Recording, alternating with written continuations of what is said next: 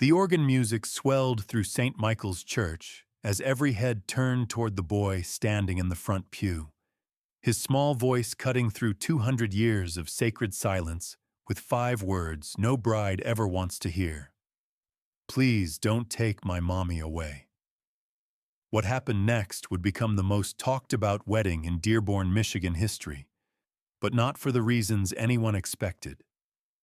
The morning of September 12th, 1981, began like any small-town Saturday, with the smell of fresh-cut grass drifting through open windows and the sound of lawnmowers humming their weekend chorus.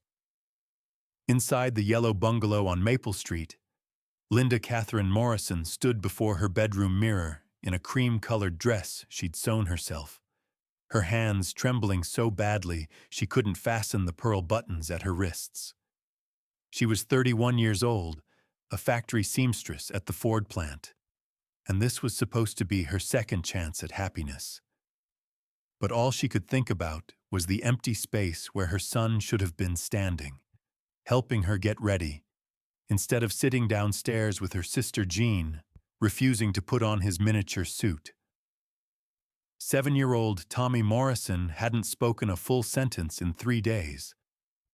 Linda had noticed the silence growing heavier as the wedding approached, the way her bright, chattering boy had retreated into himself, like a turtle pulling into its shell. Every night that week, she'd found him awake at 2 in the morning, sitting at the top of the stairs, watching the front door as if memorizing its shape before it disappeared forever. He just needs time, Jean had insisted that morning, applying Linda's makeup with practiced efficiency. Kids adjust. Robert's a good man. Tommy will see that.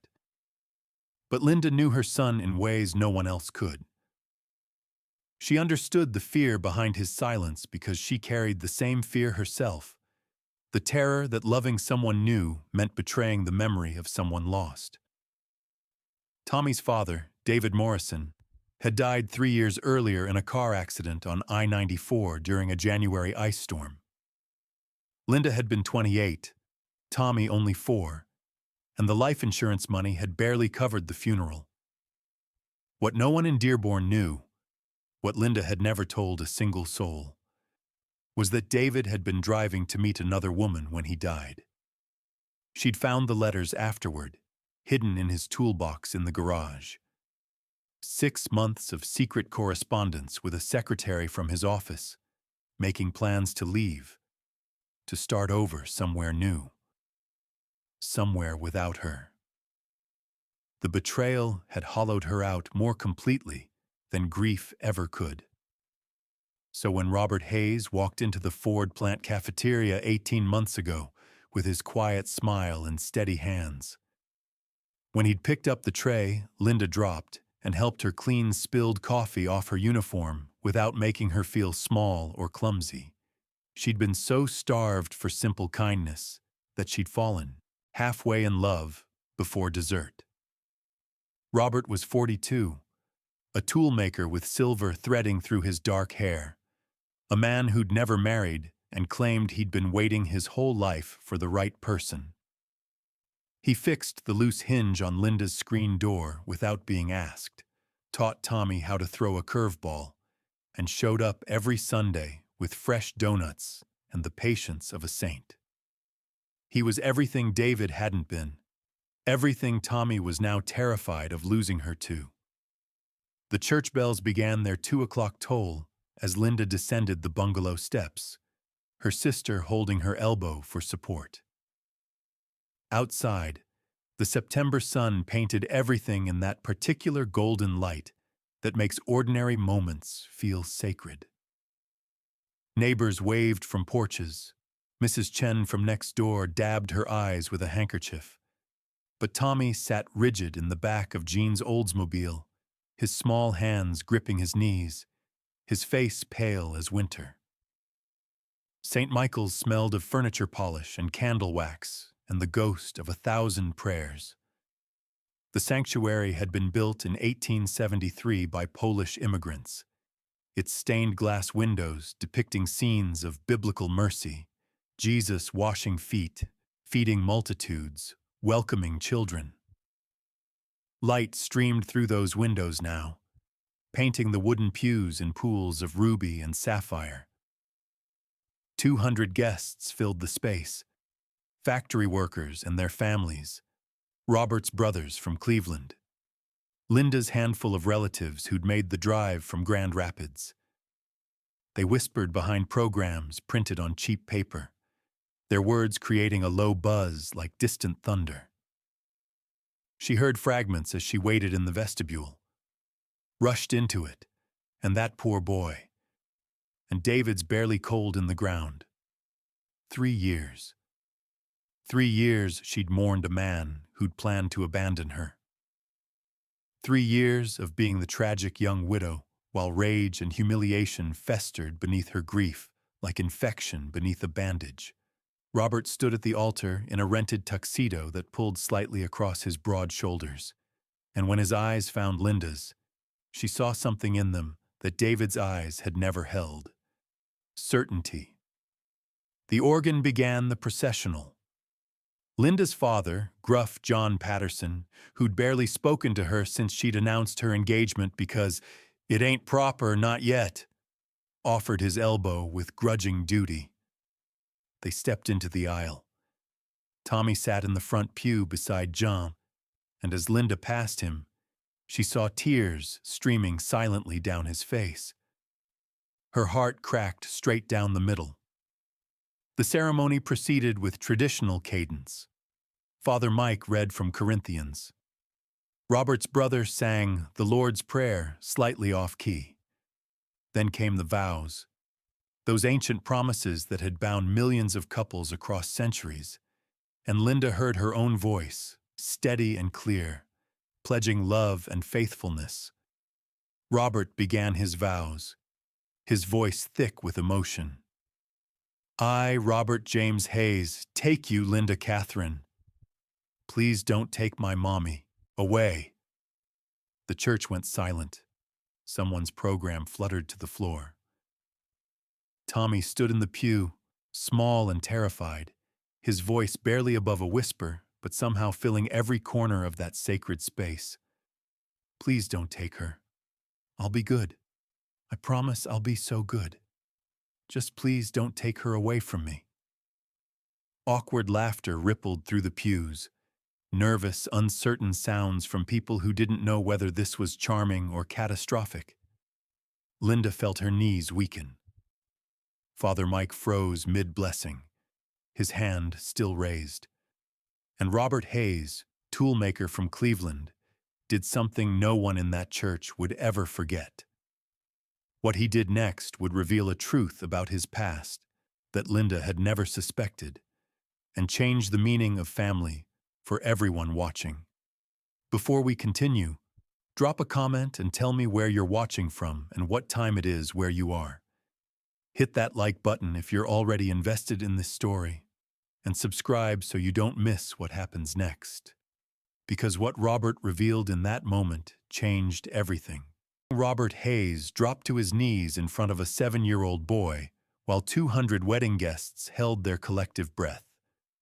This was the moment when everyone in St. Michael's Church realized they'd been invited to witness something far more significant than a simple ceremony. The toolmaker's knees hit the worn carpet with an audible thud, bringing his face level with Tommy's tear-stained cheeks. He didn't look back at Linda or Father Mike or the congregation murmuring behind them. His entire focus narrowed to the terrified child who just voiced the fear that lived in both their hearts. Tommy, Robert said, his voice carrying clearly through the microphone still pinned to his lapel. Can I tell you something? The boy nodded, hiccuping through his tears. When I was 8 years old, just 1 year older than you are now, my daddy left. Robert's hands rested gently on his own thighs, open and unthreatening. He walked out of our house in Cleveland one morning and never came back. My mama tried to explain it, tried to make it make sense, but all I understood was that the person who was supposed to stay forever had chosen to leave.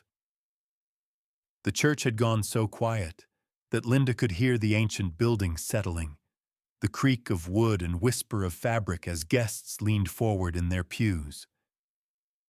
I spent the next 10 years thinking it was my fault, Robert continued. Thinking that if I'd been better, smarter, less trouble, maybe he would have stayed. Maybe I would have been enough to make him want to be my father. Tommy's crying had stopped. His dark eyes, so like his mother's, were locked on Robert's face with the intensity of a child trying to understand adult mysteries. But I learned something when I grew up, Robert said. I learned that some men don't know how to be fathers. They don't know how to stay. They don't know that loving a child is the most important job a man can have. His voice cracked slightly. And I learned that family isn't just about blood. It's about choice. It's about showing up every single day and choosing to love somebody, even when it's hard. Linda felt tears streaming down her face, ruining the makeup Jean had applied so carefully. She'd known Robert was a good man, steady, kind, patient, but she hadn't known about his father. He'd never mentioned it. Never hinted at the wound he'd carried for 34 years. Robert reached into his jacket pocket and pulled out a small box. Not the ring box Father Mike was still holding at the altar, but something else. Something older, wrapped in faded blue velvet. Tommy Morrison, Robert said, his voice formal now, ceremonial. I want to ask you something important. Something I should have asked before I ever proposed to your mama. He opened the box. Inside sat a silver pocket knife, worn smooth by decades of handling. The handle bore initials carved deep into the metal. R.H. This knife belonged to my grandfather, Robert explained. The only man who ever showed me what it meant to be a father after my own daddy left. He gave it to me when I turned 13 and told me that a man's worth isn't measured by what he says, but by what he does, by whether he keeps his promises, especially the hard ones. Tommy stared at the knife, with the reverence children reserve for objects they understand are sacred. I want to make you a promise right now, in front of everybody here, Robert said. I promise that I will never take your mother away from you. Not ever. You will always be her son. You will always be first in her heart. But I'm asking if you'll let me be part of your family too. Not to replace your daddy, nobody could ever do that. But to be someone who shows up, someone who stays, someone who chooses you every single day for the rest of my life. The silence stretched so long that Linda heard Mrs. Chen's handkerchief rustling 6 rows back. I want to adopt you, Tommy, Robert said quietly. If you'll have me. I want to make it legal and official and permanent. I want to be your father. Not because I have to be, but because I choose to be. Because I want nothing more in this world than to be the dad you deserve. He held out the pocket knife. So I'm asking you, man to man, will you let me be your father? Will you let me love you and your mama together, as a family? Tommy's small hand reached out, hovering over the knife. Linda could see the war happening behind his eyes. The terror of trusting again, the longing for safety, the desperate hope that maybe, just maybe, this man would keep his promises. Will you really stay? Tommy whispered. Even when I'm bad? Even when I mess up? Especially then, Robert said. That's when you'll need a dad the most. Tommy took the knife. His fingers closed around the worn silver handle, and something shifted in his face. Not relief exactly, but the beginning of belief. Okay, he said softly. Then louder. Okay. You can be my dad. The church erupted, not with applause, though that would come later, but with the sound of 200 people crying simultaneously. Factory workers who'd thought they'd seen everything. Grandmothers who'd attended 1,000 weddings. Even Father Mike, 73 years old and ordained for 45 of them, wiped his eyes with his stole. Robert stood, lifting Tommy into his arms in one smooth motion. The boy wrapped his legs around Robert's waist and his arms around Robert's neck, holding on with the desperate grip of someone who'd been drowning and just found solid ground. Linda moved forward, unable to stay apart from them any longer. She reached them in 3 steps, and Robert's free arm pulled her close, creating a circle of 3 where there had been 2 separate broken pieces. "I love you both," Robert murmured into the space between their heads. "I love you both so much." Father Mike cleared his throat, his voice thick with emotion. "Well, I think we can safely say that was the most unconventional vows I've ever witnessed, but also perhaps the most honest." He smiled through his tears. "Shall we make this official, all 3 of you?" The ceremony continued, but everything had changed. When Father Mike asked if anyone objected to this union, Tommy, still in Robert's arms, piped up with solemn 7-year-old authority, "I say they can get married." The laughter that followed was warm and genuine, all awkwardness burned away by the raw honesty of what they'd witnessed. But as Linda spoke her revised vows, promising to build a life with Robert not just as wife, but as partners in raising the son they both loved, she caught sight of her father in the 3rd pew.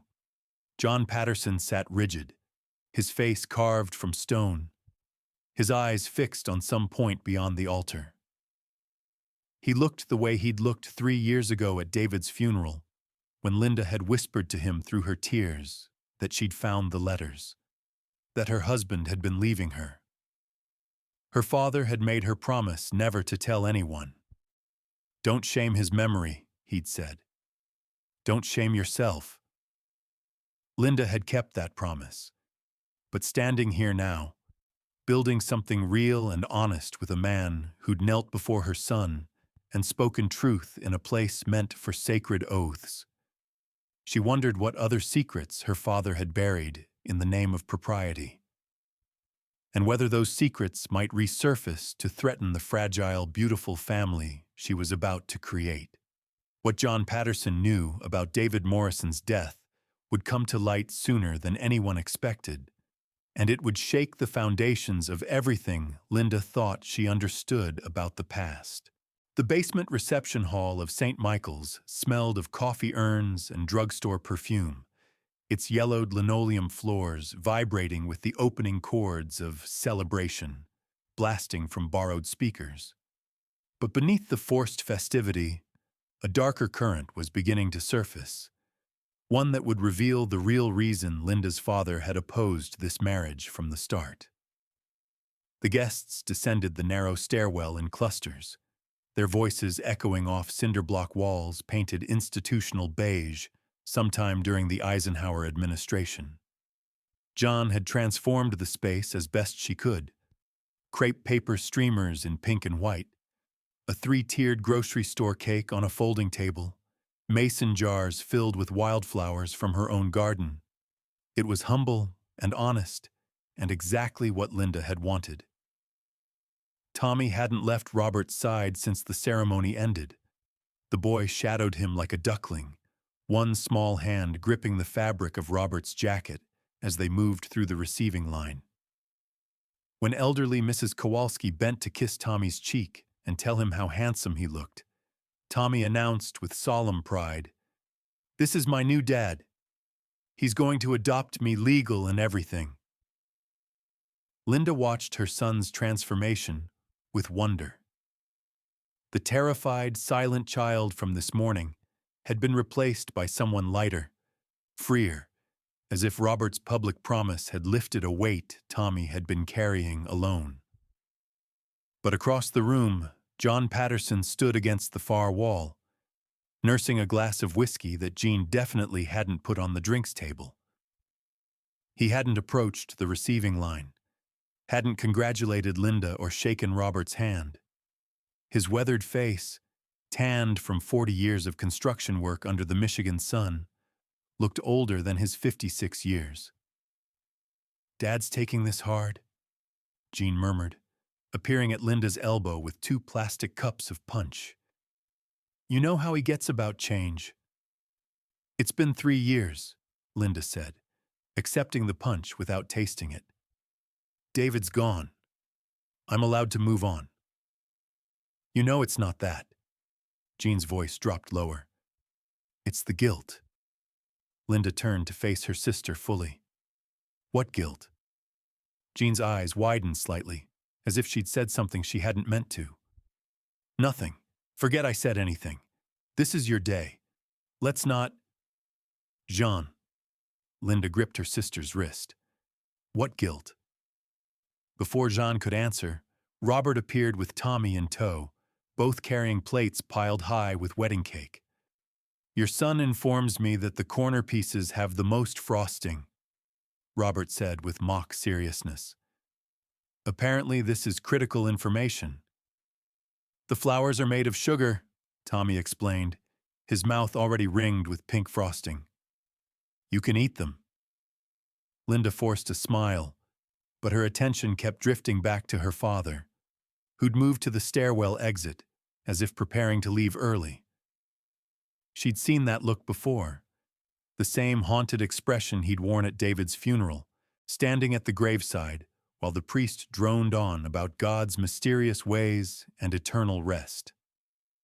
The DJ, Jean's neighbor's nephew, working for free, announced the first dance. Robert led Linda onto the makeshift dance floor as Unchained Melody crackled through the speakers. His hand settled at the small of her back, steady and warm. "You okay?" he asked quietly as they swayed. "Happy," Linda said, and meant it. But beneath the happiness ran an undercurrent of unease, like static on a radio station not quite tuned in. "Your dad hasn't said a word to me all day. He's stubborn, old-fashioned. He'll come around." But even as she spoke the reassurance, Linda wasn't sure she believed it. The song ended. The DJ called for the father-daughter dance, and after a long, excruciating pause, John Patterson finally pushed away from the wall and walked across the floor like a man approaching a gallows. He took Linda's hand without meeting her eyes. Up close, she could smell the whiskey on his breath, unusual for a man who rarely drank more than a single beer on holidays. They moved in silence through the first verse of Sunrise Sunset, the song playing at her first wedding too. Linda's mother had chosen it then, 2 months before cancer took her. Now it felt like dancing with a ghost. "Dad," Linda said softly, "please talk to me. Tell me what's wrong." John's jaw worked silently. When he finally spoke, his voice was barely audible over the music. "I should have told you a long time ago." "Told me what?" "About David." He still wouldn't look at her. "About the night before he died." Linda's heart began to pound. "What about it?" "I knew." The words came out strangled. "I knew he was leaving you. He called me that night, January 14th, 1978, drunk and guilty and looking for absolution he didn't deserve. Told me he'd fallen in love with someone else, that he was meeting her the next morning to drive to Chicago. Start over." The room seemed to tilt. "You knew? All this time, you knew?" "I told him he was a coward." John's hands tightened on Linda's waist, not in affection but desperation, as if she were the only thing keeping him upright. "Told him if he walked out on you and that baby, he was no man at all. Told him—" His voice cracked. "Told him he'd be dead to me if he left." The song played on. Couples swirled around them. Tommy's laughter rang out from somewhere near the cake table. And then he died, Linda whispered. 18 hours later. Ice storm on I-94, mile marker 73. State trooper said his blood alcohol was .11. Said he'd been driving too fast for conditions. Lost control on black ice. John finally met her eyes, and what she saw there was anguish that had been festering for 3 years. I killed him, Linda. My words killed him. He was drinking because of what I said. He was speeding because he was angry, reckless. If I just kept my mouth shut. Stop. Linda pulled back from his grip. Around them, other dancers were beginning to notice something wrong. You didn't kill David. David made his own choices. He chose to cheat. He chose to drink. He chose to drive in a storm when he should have stayed home. But you told him the truth. Linda's voice was steady now, cold and clear. You told him what he needed to hear. That's not murder, Dad. That's being honest. I should have told you. John's face crumpled. When you found those letters, I should have admitted I already knew. But I was ashamed. Ashamed I couldn't protect you from him. Ashamed I'd said such harsh words to someone who ended up dead. So I made you promise not to tell anyone about the affair. Because if you told, people would ask questions. They'd want to know if anyone else knew. And I couldn't. He broke off. I couldn't face people knowing I'd cursed a dead man. The song ended. Silence fell across the reception hall as the DJ fumbled with the next record. Linda stood perfectly still, processing this revelation. Her father had known, had carried this guilt for 3 years while she'd carried her own secret shame about David's betrayal. They'd both been prisoners of the same lie, suffering separately when they could have grieved together. That's why you didn't want me to marry Robert, she said. Not because it's too soon or improper. Because you think you don't deserve to see me happy. John's silence was confirmation enough. Listen to me.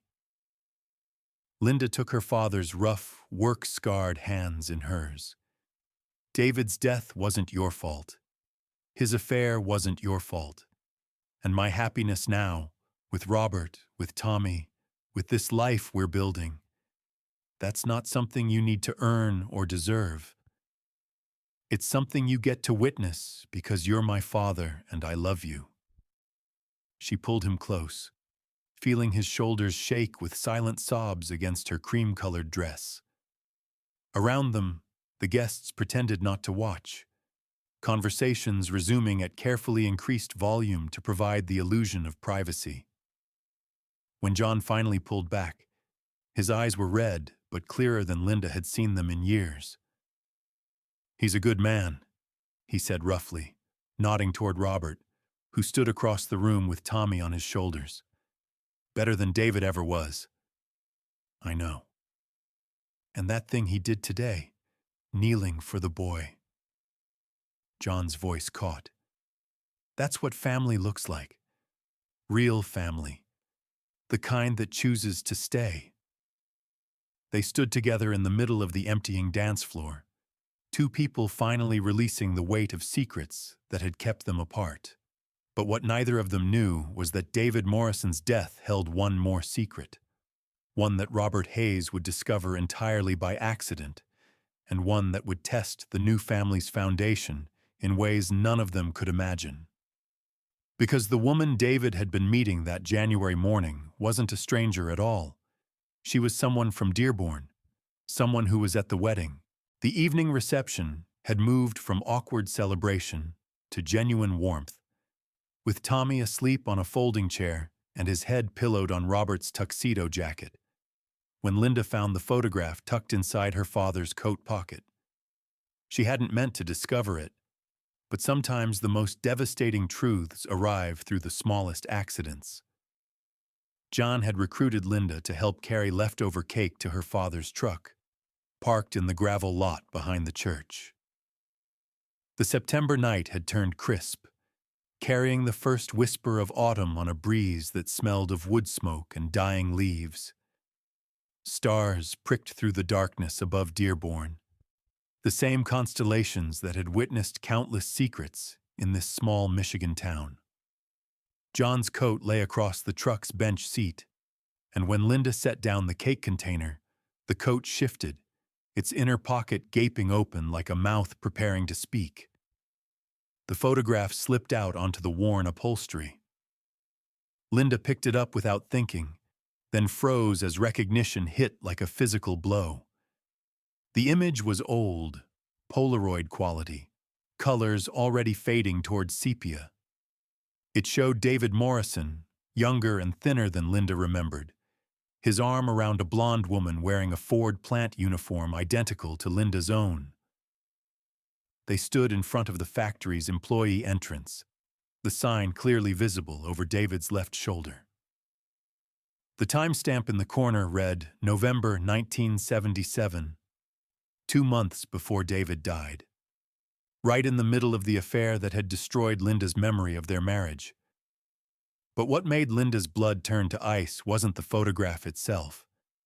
It was the woman's face, familiar in a way that made Linda's stomach drop, though she couldn't immediately place where she'd seen those features before. "Linda, you okay?" Jean appeared at her elbow, arms full of floral centerpieces. "You look like you've seen a ghost." Linda held up the photograph wordlessly. Jean's face went pale in the parking lot's sodium lights. "Oh, God.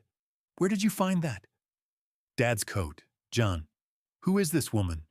Why does Dad have a picture of David with—" Linda stopped, understanding hitting like a freight train. "John, tell me right now. Who is she?" Her sister set down the centerpieces carefully, buying time. "Linda, I don't think tonight is—" "Who is she?" Jean closed her eyes. Carol Jennings. The name meant nothing for 3 full seconds. Then memory clicked into place with sickening clarity. Carol Jennings. The shift supervisor who'd helped Linda get her job at the Ford plant 6 months ago. The woman with kind eyes and a ready smile who always saved Linda the better sewing stations near the windows. The woman who'd congratulated Linda warmly at the ceremony today, hugged her tight, and told her how happy she was to see Linda finding love again. Carol Jennings had been at the wedding. Carol Jennings had been David's affair. No. Linda's voice came out strangled. "No, that's not possible. Carol's my friend. She helped me. The words died as another realization struck. "She got me the job. 6 months after David died, she helped me get hired. She's been working alongside me for 2.5 years. Linda, she's been watching me."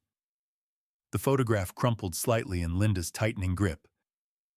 "Every single day she's been there, asking about Tommy, asking if I was doing okay, offering advice about single motherhood." Linda's voice rose. She knew David. She was sleeping with him, and she never said a word. Jean reached for her sister's arm, but Linda pulled away, pacing the gravel lot in tight circles. Her cream-colored dress caught the breeze, billowing around her legs like a ghost. "Why does Dad have this picture?" Linda demanded. "How long has he known who she was?" "I don't know. You have to ask him." But Linda was already moving, striding back toward the church basement with the photograph clutched in her fist. Jean hurried after her, centerpieces forgotten in the parking lot. Inside, the reception had wound down to its final hour. A dozen guests remained, mostly family, picking at remaining food and swaying to quiet music. Tommy still slept peacefully, his small chest rising and falling in the innocence of childhood dreams. Robert stood nearby, talking with his brothers, his face relaxed in a way Linda hadn't seen before. Happy. He looked happy. And across the room, helping to stack folding chairs, was Carol Jennings. She wore a simple blue dress, her blonde hair swept back in a practical bun. 43 years old, a 15-year veteran of the Ford plant, respected by everyone who worked with her. Linda had never heard a harsh word about Carol Jennings, had never questioned why this woman had taken such interest in a struggling widow and her young son. Had never wondered why Carol's eyes sometimes grew distant when Tommy mentioned his father. Linda walked across the reception hall like a woman in a dream. The music seemed to slow. Conversations faded to background noise. All she could see was the woman who'd been sleeping with her husband, who'd watched David climb into his car that January morning to drive through an ice storm, who'd let Linda grieve and struggle and rebuild her life without ever once acknowledging her own role in the destruction. Carol. Linda's voice cut through the pleasant hum of conversation. Can I talk to you outside? Carol turned, and for just a fraction of a second, so brief Linda almost missed it, pure terror flashed across her face. Then the mask slipped back into place, the kind smile, the concerned friend. Of course, honey. Is everything all right? Family stays. Linda led Carol back up the stairs and into the church proper, that sacred space now empty and dark, except for votive candles flickering in red glass near the altar. The smell of extinguished candles hung in the air, like the ghost of earlier prayers. I found something tonight, Linda said, turning to face Carol in the shadowed nave. She held up the photograph. Want to explain why my father has a picture of you with my husband? Carol's face crumbled, not with guilt exactly, but with something more complex. Relief mixed with dread, like a prisoner finally facing judgment after years of waiting. I wondered when you'd find out, she said softly. I wondered every single day for 3 years. You were sleeping with David. Yes. The simple admission, devoid of excuses or justification, somehow made it worse. You knew he was married. You knew he had a son. Yes. Carol's voice was barely audible. I knew all of it, and I did it anyway. I fell in love with a married man, and I helped him plan to leave you. And I've hated myself for it every day since he died. Linda felt dizzy. The church walls seemed to press inward. Why did you get me the job? Why did you stay close to me? Because, Carol's voice broke. Because he was supposed to choose me, Linda. We had plans. We were going to Chicago together. But that last night, he called me and said he couldn't do it. Said he'd talked to your father and realized what leaving would make him. A coward. A man who abandoned his child. Tears streamed down Carol's face now. He was supposed to love me enough to leave you. But when it came down to it, even David Morrison, selfish, unfaithful David, couldn't walk away from his son. The candles flickered. Somewhere in the church's ancient timbers, wood creaked and settled. So I got you the job, Carol continued, because I wanted to understand what he'd chosen over me. I wanted to see if you were worth destroying my entire life for. And God help me, Linda. You were. You and Tommy both. You were exactly the kind of people David should have protected instead of hurt. Linda stood perfectly still, processing this confession. Behind them, the basement door opened, releasing a burst of music and voices before closing again. Someone was looking for them. Time was running out. Did you love him? Linda asked. Yes. Carol's answer came without hesitation. I loved him desperately, stupidly, in the way you love someone when you know they're bad for you, but you can't help yourself. And now, Now I live with what I did. I show up every day at that factory and work beside you and try to be a good person, even though I know I'll never make up for what I took from you." Carol wiped her eyes with trembling hands. "I know I don't deserve your forgiveness, but I needed you to know that watching you survive, watching you raise Tommy alone, watching you build a life from the wreckage David left, it's taught me more about strength and grace than anything else in my sorry existence." The words hung between them, honest and terrible and true. And Linda realized with stunning clarity that the woman standing before her, David's mistress, the architect of her husband's planned betrayal, was just another person David had damaged with his selfishness. Just another casualty of a man who'd never learned how to stay. But what Linda didn't know was that Carol had kept one final secret about the morning David died. A secret that would surface in the coming weeks and force Linda to make an impossible choice between protecting her new family and honoring the truth. Because David Morrison hadn't been alone in that car when it crashed, Linda didn't go back to the reception immediately, and neither did Carol. Instead, they sat together in the last pew of St. Michael's Church, while the votive candles burned lower, and the truth between them grew more complicated than simple betrayal. What emerged from that conversation would eventually lead police to reopen a case they'd closed 3 years ago as an unfortunate accident. "There's something else," Carol said after a long silence, her voice so quiet Linda had to lean closer to hear. "Something I've never told anyone because I was afraid of what it would mean, what people would think." Linda waited, her hands folded in her lap over the crumpled photograph. Through the floor, she could hear the muffled sounds of the reception winding down, chairs scraping, goodbyes being called, Tommy's sleepy voice asking for his new dad. "The morning David died, January 15th. I wasn't at work."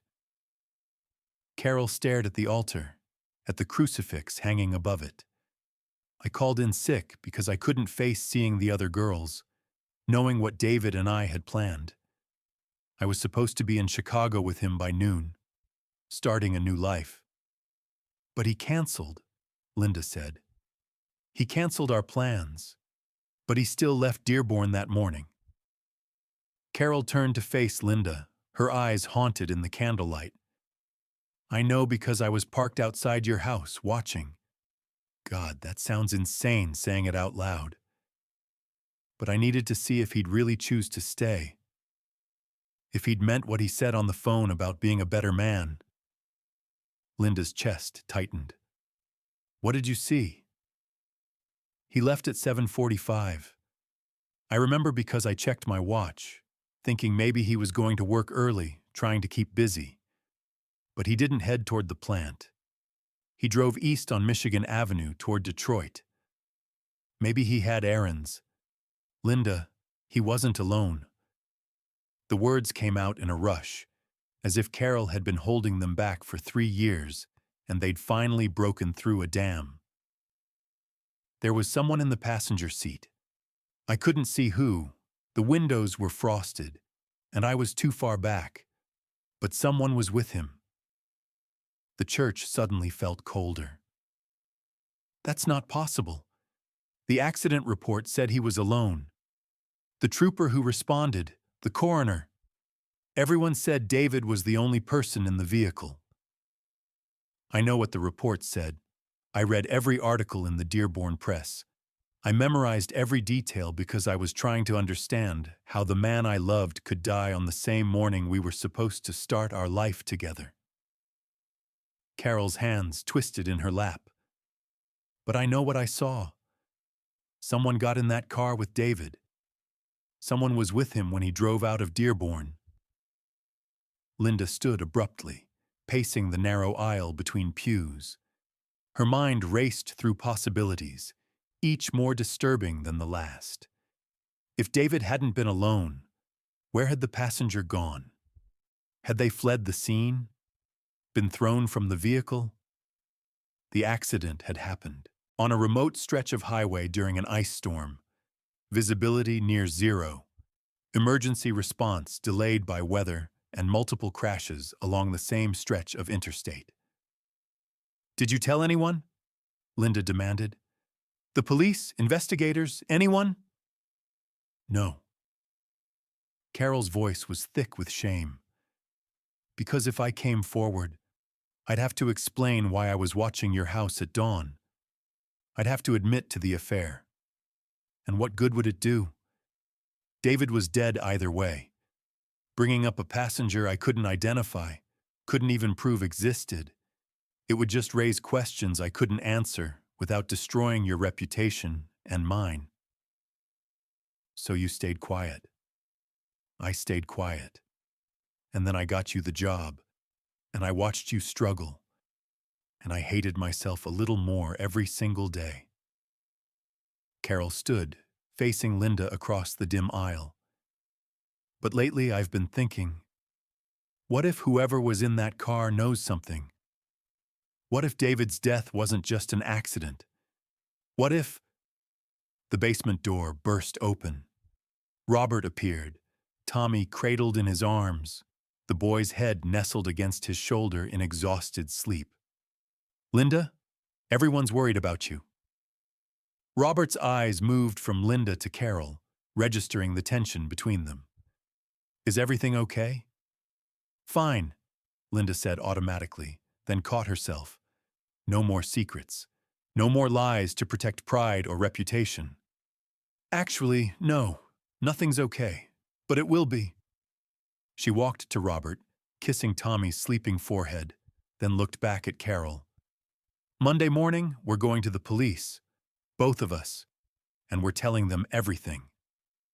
Carol's face went pale. "Linda, the scandal. I don't care about scandal anymore." Linda's voice was steady, strong.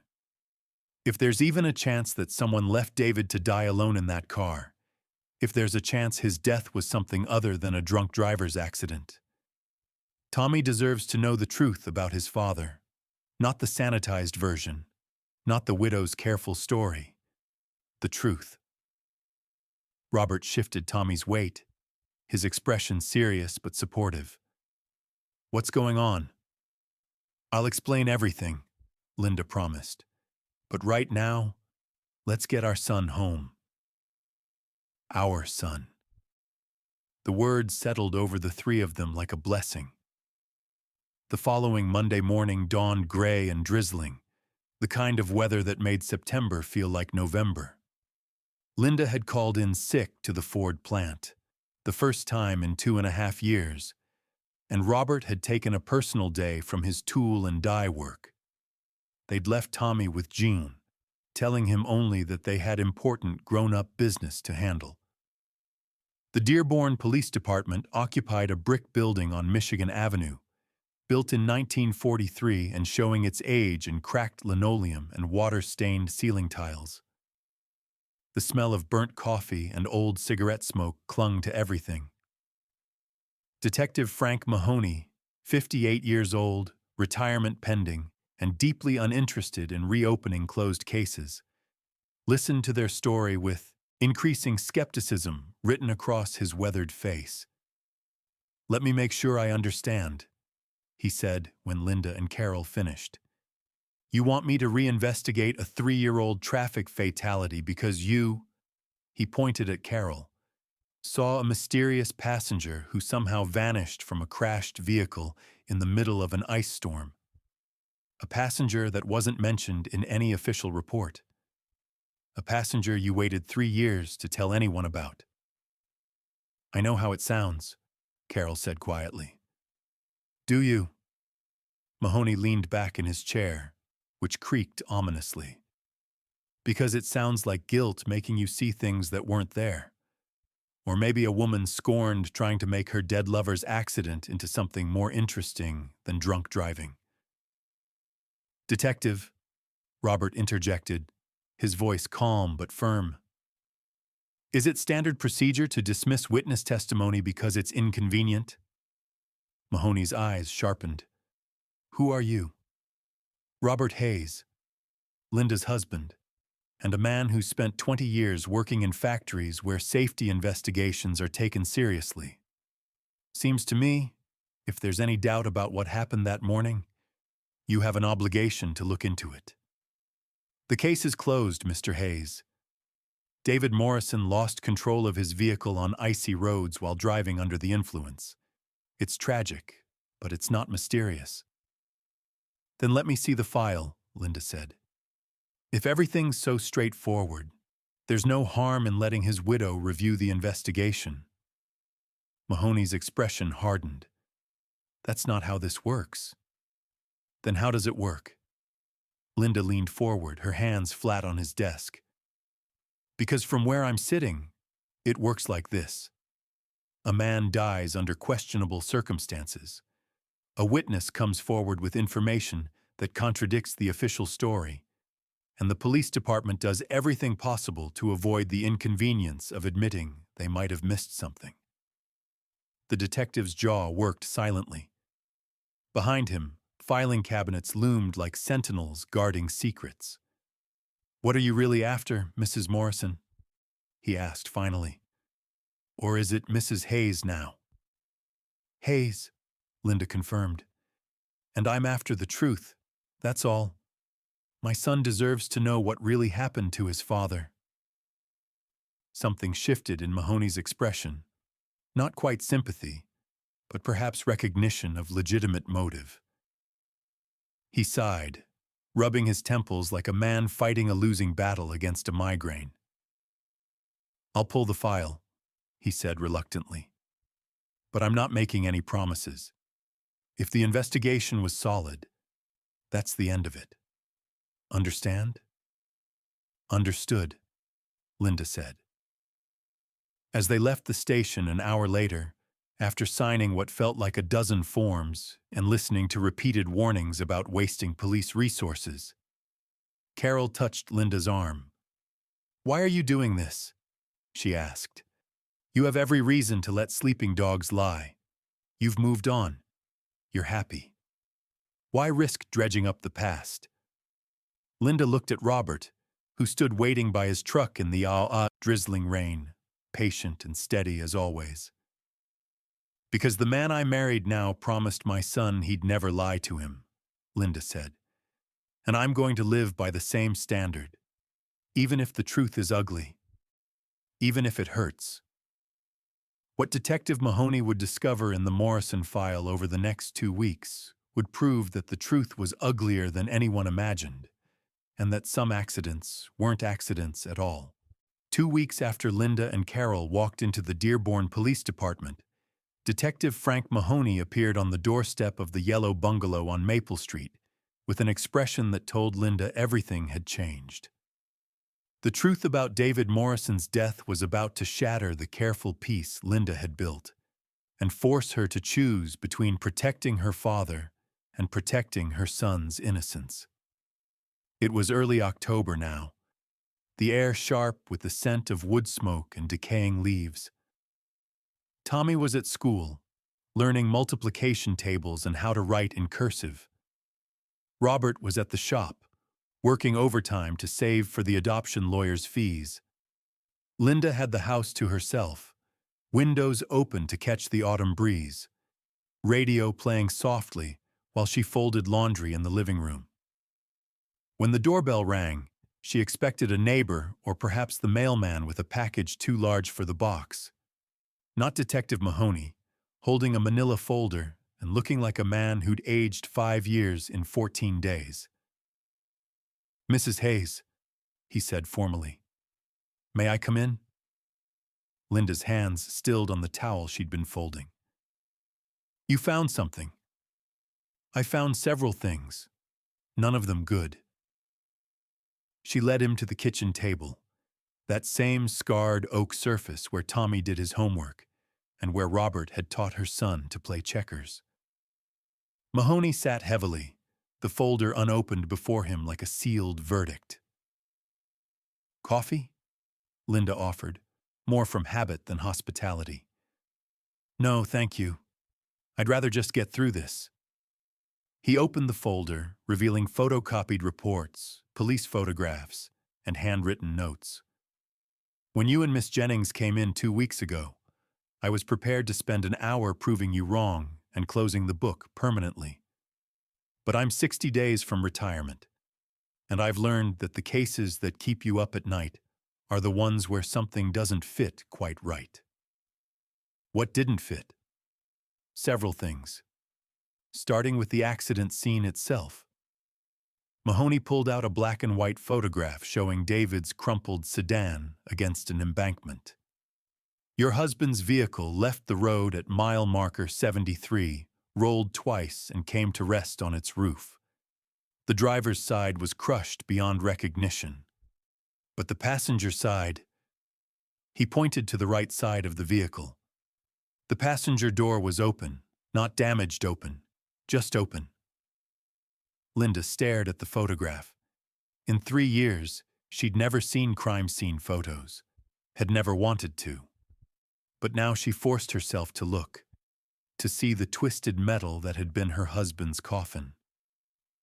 "The original investigating officer noted it," Mahoney continued, "but his report concluded that the door had probably popped open during the rollover, which is plausible except..." He pulled out another document. "The emergency responders' log shows they arrived at 8:47 a.m., nearly 40 minutes after a passing motorist reported the crash. And in those 40 minutes, someone made a call from a payphone 3 miles from the accident site." "A call to who?" "Your father." The world tilted. Linda gripped the table edge for support. "That's not possible." "Phone records don't lie, Mrs. Hayes. At 8:32 on the morning of January 15th, 1978, someone called John Patterson's home number from a payphone on exit 71. The call lasted 2 minutes and 17 seconds. Mahoney's voice was gentle but relentless.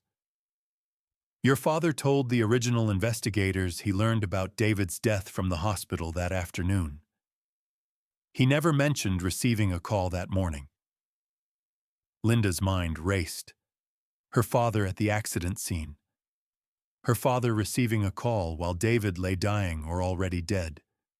Her father who'd carried guilt for 3 years about harsh words spoken the night before. "There's more," Mahoney said quietly. "We ran the passenger seat for prints. Something that should have been done originally but wasn't, because there was no indication of a passenger. We found 2 sets. One belonged to your husband. The other..." He paused. "The other matched prints in the system from a 1963 arrest for drunk and disorderly conduct. The prints belonged to your father." The kitchen suddenly felt airless. Outside, a child's bicycle lay abandoned in the yard, its wheels still spinning from Tommy's ride to school. Inside, Linda's entire understanding of the past was collapsing like a house built on sand. "My father was in the car," she whispered. "We believe so. And we believe he left the scene before emergency services arrived. Whether by choice or because your husband ordered him out, that's what I'm here to determine." Mahoney leaned forward. "Mrs. Hayes, I need you to think very carefully. Has your father ever said anything, done anything, that might explain why he was with David that morning?" Linda thought back to the wedding reception, to her father's confession in the middle of the dance floor. "I told him he'd be dead to me if he left, but he'd said those words the night before David died." What had happened the next morning? What had driven John Patterson to get in a car with his son-in-law during an ice storm? "I need to talk to him," Linda said. "Before you do, please." Mahoney studied her face for a long moment. "I can give you 24 hours. After that, this becomes an official investigation. If your father left the scene of a fatal accident, if he had any role in causing that accident, he's looking at serious charges. After the detective left, Linda sat alone in her kitchen, staring at the telephone on the wall like it was a coiled snake. She thought about Tommy, drawing pictures of his new family, stick figures labeled Daddy Robert and Mommy and me, all holding hands under a smiling sun. She thought about Robert's promise to her son. "I'll never lie to you. I'll never leave." And she thought about her father, who'd carried the weight of David's death for 3 years, who'd opposed her marriage because he believed he didn't deserve to witness her happiness. What had really happened on that icy stretch of highway? Had John Patterson watched his son-in-law die and done nothing? Or had he done something far worse? Linda found her father in his garage late that afternoon, the space smelling of motor oil and sawdust, country music playing from a paint-splattered radio on the workbench. He was sanding a rocking chair he'd been building for Tommy, a Christmas gift, though it was only October. He looked up when her shadow fell across the doorway, and immediately, his face told her he'd been expecting this moment. "You know why I'm here," Linda said. John set down the sandpaper, his weathered hands trembling slightly. "Detective came to see you. He showed me the phone records, the fingerprints." Linda stepped into the garage, closing the door behind her. "Dad, what happened that morning?" Her father aged before her eyes, his shoulders sagging under weight he'd carried alone for too long.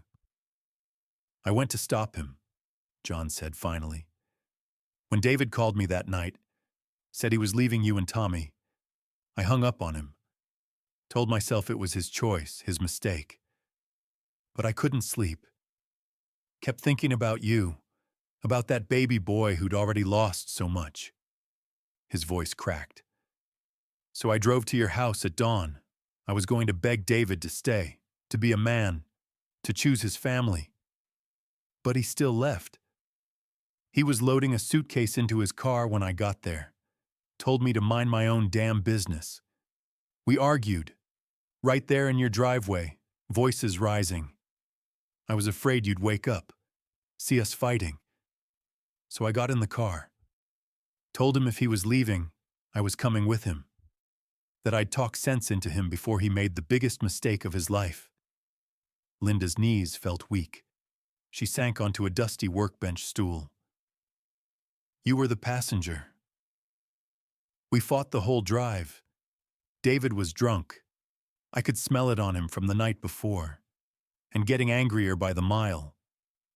I told him he was a coward, that he was breaking his son's heart, that Carol Jennings wasn't worth destroying his family for." John's eyes were distant, seeing that morning again. "He started driving faster, reckless. Said if I didn't shut up, he'd wrap us both around a tree. And the roads were sheets of ice.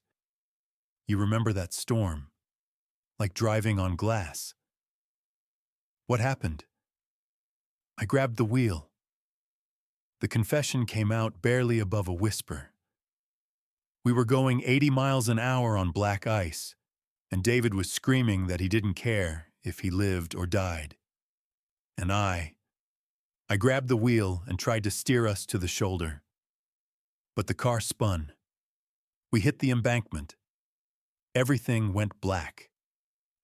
Linda couldn't breathe, couldn't think. "When I came to, the car was upside down.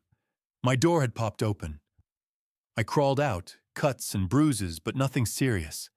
But David—" John's voice broke completely. "David was pinned, unconscious, bleeding from his head. I tried to pull him out, but he was wedged in by the steering column. So I ran, found that payphone, called for help. You called yourself, not 911. I panicked," John whispered. "I'd caused the crash. I'd grabbed the wheel. If anyone found out, they'd call it manslaughter. I'd go to prison. So I called my own house, left a message on my machine so there'd be a record I'd been home. Then I walked through the woods back to my truck. I'd parked it a mile from your house. I cleaned up, went home, and waited for the call from the hospital. The garage was silent except for the radio's tinny music. He might have lived, Linda said finally, if you'd called for help immediately instead of covering your tracks. Dad, he might have survived. I know. Tears streamed down John Patterson's face. I've lived with that knowledge every single day for 3 years. I killed him, Linda. Not with my hands, but with my pride and my fear. And I've hated myself for it ever since. Linda stood, walking to the unfinished rocking chair her father had been building for her son. She ran her fingers over its smooth, careful curves, evidence of patience and love, and a desire to make amends for the unforgivable. Tomorrow morning, we're going to Detective Mahoney, she said quietly. Together. And you're going to tell him everything you just told me. I'll go to prison. Maybe. Probably. Linda turned to face him. But Tommy deserves to know the truth about what happened to his father, and you deserve to stop running from what you did. Justice was coming. Not the kind delivered by judges or juries, but the kind that required walking into truth's harsh light and accepting whatever consequences waited there. The next morning broke cold and clear, frost painting intricate patterns on the bungalow's windows, while inside, Linda prepared her family for the hardest truth they'd ever face together. What happened in Detective Mahoney's office that Tuesday would determine not just John Patterson's fate, but whether the fragile family Robert had vowed to protect could survive the weight of justice finally arriving. Robert had woken before dawn to find Linda sitting at the kitchen table, staring at coffee she hadn't touched. He'd pulled a chair beside her without speaking, simply taking her hand and waiting until she was ready to explain what her father had confessed in the garage.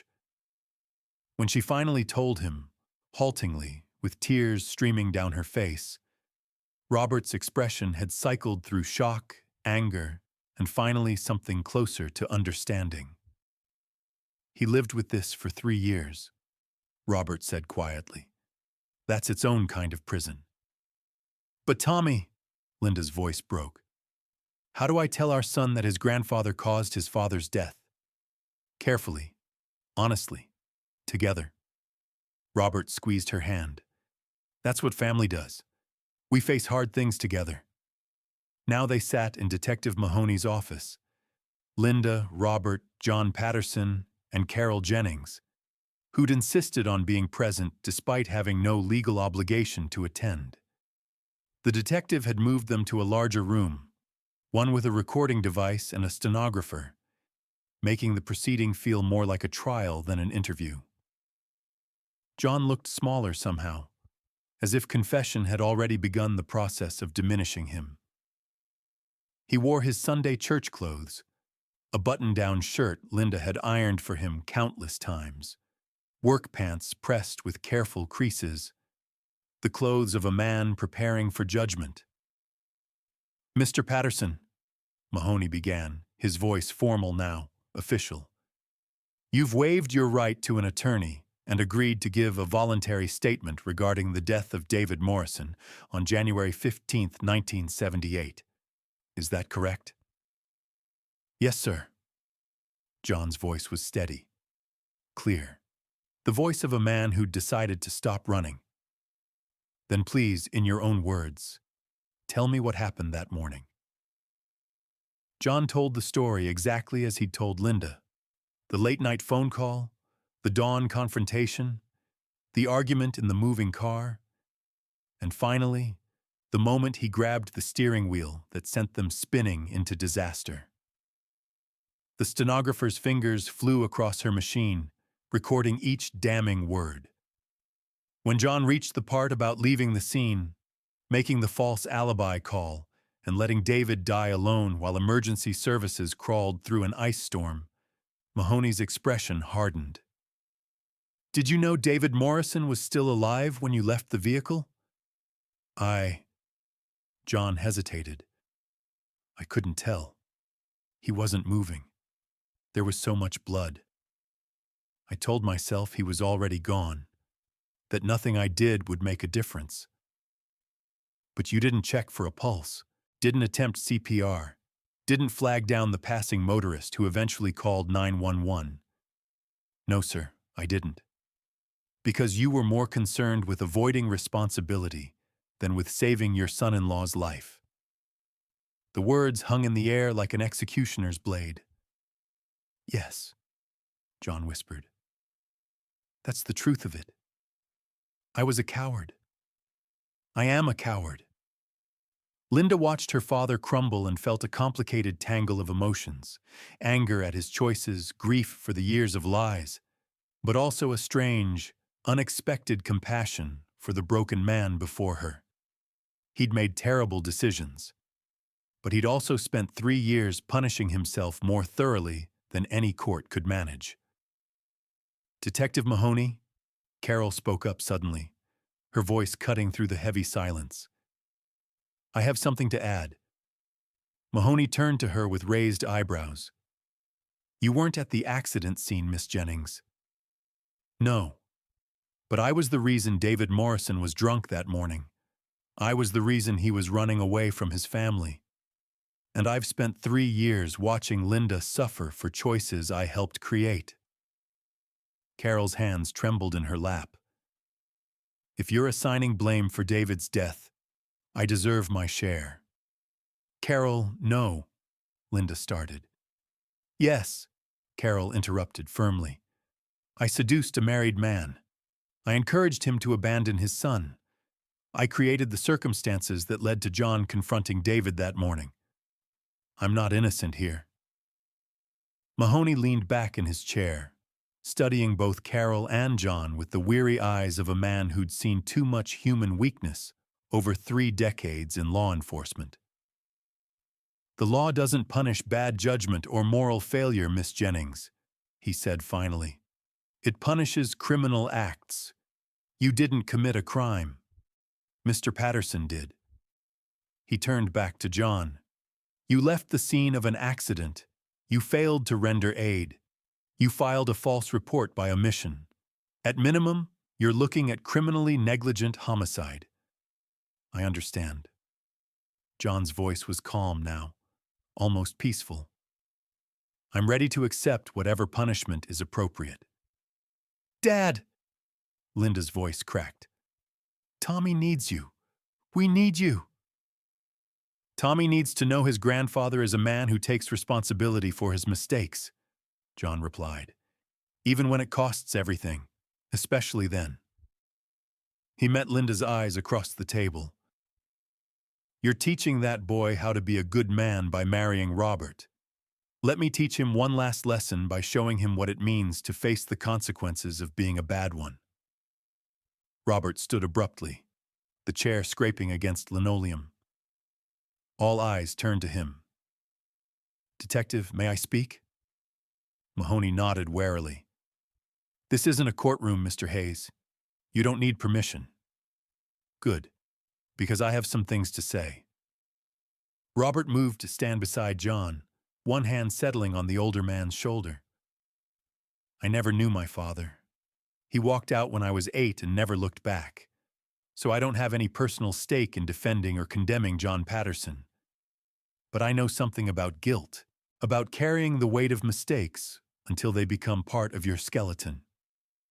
He turned to face Mahoney directly. John made a terrible choice that morning, but he made it while trying to save a family. He grabbed that wheel because David Morrison was driving drunk and reckless, threatening both their lives. The accident that followed, that was a consequence of David's choices as much as John's panic. Mr. Hayes, Mahoney started. I'm not finished. Robert's voice was firm but respectful. You asked if David was alive when John left the scene. But have you asked whether David would have survived even with immediate medical attention? Have you reviewed the coroner's report? Because I did. I requested a copy last week under the Freedom of Information Act. He pulled folded papers from his jacket pocket, spreading them on Mahoney's desk. David Morrison's injuries included a crushed chest cavity, punctured lungs, and massive internal bleeding. The coroner's report states that even with immediate trauma care, survival was unlikely. David probably died within minutes of impact. Robert's finger traced a highlighted passage. Right there. Injuries consistent with death occurring at or shortly after time of collision. Mahoney picked up the report, scanning it with increasing focus. John Patterson made bad choices that morning, Robert continued. But he didn't kill David Morrison. David killed himself. With alcohol, with recklessness, with a decision to drive drunk through an ice storm. John's guilty of cowardice and cover-up, but not murder, not even manslaughter. The room fell silent except for the quiet, mechanical clicking of the stenographer's keys. Finally, Mahoney set down the coroner's report and looked at John. "You're a lucky man, Mr. Patterson. Lucky that your son-in-law is smarter than most and cares enough to do the research that could save you from a murder charge." He picked up a pen, tapping it against his desk in a slow rhythm. "Here's what's going to happen. You're going to be charged with leaving the scene of an accident and filing a false report. You'll plead guilty. You'll probably get probation, community service, and a permanent mark on your record. But you won't go to prison." John's face crumpled with relief and renewed shame. "I don't deserve this kindness." "No," Mahoney agreed. "You don't. But your grandson deserves to have his grandfather around to teach him how to be better than the men who came before him." He closed the folder with finality. "We're done here. My office will be in touch about arraignment." Outside the police station, October sunshine painted the parking lot in shades of gold. Linda stood between her father and her husband, feeling as if she'd walked through fire and emerged somehow intact. "Thank you," John said to Robert, his voice thick with emotion. "You didn't have to do that research. Didn't have to defend me." "Yes, I did," Robert replied simply. "Because that's what family does. We don't abandon each other when things get hard. We show up, we tell the truth, and we face the consequences together." Carol emerged from the station last, her eyes red from crying. She started to walk past them toward her car, but Linda reached out, catching her arm. "Carol, wait!" The two women stood facing each other, the widow and the mistress, connected by the same dead man's betrayals. "I forgive you," Linda said quietly. "Not because you deserve it, not because it makes what you did okay, but because I'm tired of carrying anger around like a stone in my chest, and because Tommy deserves to grow up seeing that people can choose grace even when they have every right to choose revenge." Carol's face crumpled. "Linda, don't." Linda held up a hand. "Don't apologize again. Don't make promises you can't keep. Just, be better, that's all. Whatever happens next with your life, be better than you were." Carol nodded, unable to speak, and walked to her car with her shoulders shaking. Robert wrapped his arm around Linda's waist, pulling her close. "Ready to go home? Tommy's going to be back from Jean's soon. We should tell him together." "How do you tell a 7-year-old that his father's death was more complicated than an accident?" Linda asked. "How do you explain adult failures to a child who still believes the world is fundamentally good?" "Carefully," Robert said, echoing his words from that morning. "Age appropriately, with hope." He kissed the top of her head. "We tell him that his grandfather made a mistake but is making it right, that his father made bad choices but loved him anyway, that people are complicated and families are messy, but love, real love, means staying even when it's hard." family means staying. That evening, with Tommy curled between them on the living room sofa, Linda and Robert told him a simplified version of the truth: that Grandpa John had been with Daddy when he died, that Grandpa had been scared and made mistakes, but that he was being brave now by telling the truth. Tommy listened with the serious concentration of childhood, processing information that would shape his understanding of right and wrong for the rest of his life. "Is Grandpa going to jail?" he asked finally. "Maybe for a little while," Robert said honestly, "but probably not. He's going to have to do community service, which means helping people to make up for the mistake he made.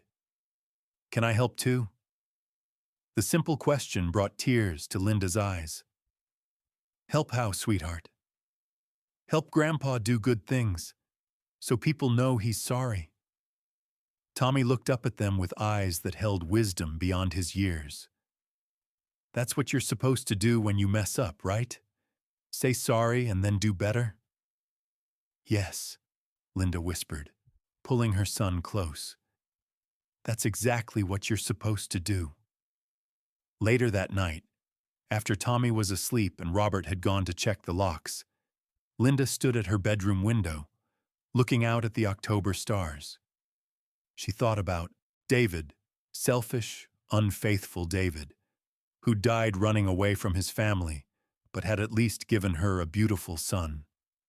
She thought about her father, flawed, frightened John, who'd carried crushing guilt because underneath his mistakes lived a man who genuinely loved his daughter. She thought about Carol, lonely, regretful Carol, who'd made terrible choices but was trying, however imperfectly, to atone. And she thought about Robert, steady, honest Robert, who'd kept every promise, who'd knelt before a terrified child and vowed to stay, who'd researched legal documents to save a man he barely knew because that man was family now. Truth had arrived like a storm, tearing down carefully constructed lies and forcing everyone to face themselves honestly. But somehow, impossibly, they'd all survived. And in surviving together, they'd become something stronger than the sum of their separate, broken parts. They'd become family. Christmas morning, 1981, arrived in Dearborn with fresh snow falling like grace over a town that had witnessed one family's painful journey from secrets to truth. In the yellow bungalow on Maple Street, 3 generations gathered around a decorated tree to discover that healing, like forgiveness, happens not in grand gestures, but in small moments of choosing to stay. The weeks following John Patterson's confession had unfolded with the grinding slowness of legal proceedings and the surprising swiftness of community compassion. John had been arraigned in November, pleading guilty to leaving the scene of an accident and filing false statements.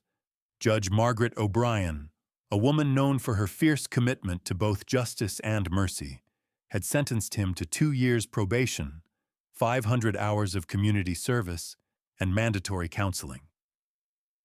"The court recognizes," she'd said from the bench, her voice carrying through the packed courtroom, "that punishment serves multiple purposes. It deters future crime, yes, but it also provides opportunity for redemption. Mr. Patterson, you will spend the next 2 years demonstrating to your community, your family, and yourself that you are more than the worst decision you ever made." John had taken those words to heart, with the fervor of a man granted an undeserved second chance. He'd begun volunteering at the Dearborn Food Bank every Saturday, sorting donations and loading boxes into the cars of families struggling to make ends meet. He'd joined a support group for people living with guilt and shame, sitting in church basements with strangers who understood the weight of mistakes that couldn't be undone. And he'd started attending Tommy's school events, no longer hiding from the community that knew his story, but facing their whispers and judgments with quiet dignity. The town had responded in ways Linda hadn't expected. Some people, like Mrs. Kowalski from the wedding, had stopped speaking to the family entirely, their sense of moral order disrupted by the messy reality of human failure and forgiveness. But others, like the young priest Father Mike had brought in to assist him, had approached John after Mass one Sunday and said simply, "We all need grace. I'm glad you're finding yours." The Ford plant had been harder. Carol Jennings had resigned 2 weeks after the police station confession, moving to Ann Arbor to start over somewhere her past wasn't written on every face she encountered. Linda had received one letter from her, brief and honest. "Thank you for showing me what strength looks like. I'm trying to be better." See. But the hardest part, and the most beautiful, had been watching Tommy process the complicated truth about his father, his grandfather, and the nature of family itself. Robert had sat with the boy night after night, answering questions with patient honesty. "Did Daddy love me?" Tommy had asked one evening in November, his voice small in the darkness of his bedroom. "Yes," Robert had answered without hesitation. "Your daddy made a lot of bad choices, but loving you wasn't one of them. People are complicated, Tom. They can love you and still hurt you. They can mean well and still fail. That's why we have to choose every day to be better than we were yesterday." "Are you going to mess up too?" "Probably," Robert had admitted. "I'm going to make mistakes because all people do. But here's my promise. When I mess up, I'll admit it. I'll apologize. And I'll do everything I can to make it right." That's what fathers do. Not perfect people. Just people who keep trying. Tommy had been quiet for a long time before whispering, "I'm glad you're my dad now." Those 7 words had meant more to Robert than any vow spoken in a church. Now, on Christmas morning, snow accumulated on the bungalow's windowsills while inside. Tommy tore through presents with the enthusiasm of childhood temporarily restored. He'd received books and model airplanes, a new baseball glove from Robert's brothers in Cleveland, and hand-knitted mittens from Jean. But the gift that made him stop, that made his eyes go wide with wonder, was the rocking chair. John Patterson carried it in from the garage where he'd been hiding it, the wood now sanded smooth as silk and stained a deep, warm cherry. On the back, carved with painstaking care, were 3 words. Tommy David Hayes. "Grandpa made this?" Tommy ran his small hands over the curved armrests, tracing the carved letters of his new name. The adoption had been finalized 3 weeks earlier, right before Thanksgiving. "Started it before the wedding," John said, his voice rough with emotion. "Finished it last night. Wanted you to have something that showed—" He paused, searching for words. "Something that showed how proud I am of the young man you're becoming, and how grateful I am that you still let an old fool of a grandfather be part of your life." Tommy climbed into the rocking chair, his feet not quite touching the floor. He rocked back and forth experimentally, a smile spreading across his face. "It's perfect," he declared. "Can I keep it forever?" "Forever and ever," John promised. "And maybe someday, when you have kids of your own, you can rock them in it and tell them about the Christmas when your family learned that making mistakes doesn't mean you stop being family. It just means you have to work harder at loving each other." Linda watched from the kitchen doorway, Robert's arm around her waist, and felt something shift in her chest. The last piece of anger and resentment finally releasing its grip. Her father would never be perfect. The scars from David's betrayal and death would never fully disappear. But they were choosing, all of them, to build something new from the wreckage of the past. Later that morning, after cinnamon rolls and too much coffee, after Tommy had fallen asleep in his new rocking chair with a book open in his lap, the adults gathered around, the kitchen table for the quieter, more complicated gifts. Linda handed her father a small wrapped box. Inside was a photograph, the picture from the wedding, the moment Robert had knelt before Tommy, making his promise. But it had been placed in a frame John had made years ago, back when he and Linda's mother had been newlyweds themselves. The frame was carved with intertwining vines and flowers, a symbol of growth and connection. "For your house," Linda said softly. "So you remember that family isn't about being perfect. It's about showing up, even after you've failed." John held the frame with trembling hands, tears tracking down his weathered face. "I don't deserve this kindness." "None of us deserve it," Robert said. "That's what makes it grace." John appeared then, having let herself in through the back door with her usual lack of ceremony, carrying a casserole dish and wearing a knowing smile. "Well, well, look at you all being functional and healed. I'm so proud I could burst." The laughter that followed was genuine, warm, the sound of people who'd survived something terrible together and come out the other side still capable of joy. That evening, as dusk painted the snow blue and lights flickered on in houses up and down Maple Street, Linda found herself back in Tommy's room, watching her son sleep in his new rocking chair. He looked peaceful in a way he hadn't since before David died, secure in the knowledge that the adults in his life were done lying, done hiding, done pretending that family meant perfection rather than persistence. Robert joined her in the doorway, his presence solid and reassuring. "Think we did okay?" Linda whispered. "I think we did the best we could with hard circumstances. That's all anyone can do." He pulled her close, and they stood together in the half-light, bearing witness to the child they were raising together. "You know what I keep thinking about?" "What?" "That moment at the wedding when Tommy asked if I'd really stay, even when he messed up, even when things were hard." Robert's voice was soft with wonder. "I meant it then, but I didn't understand how hard staying would actually be.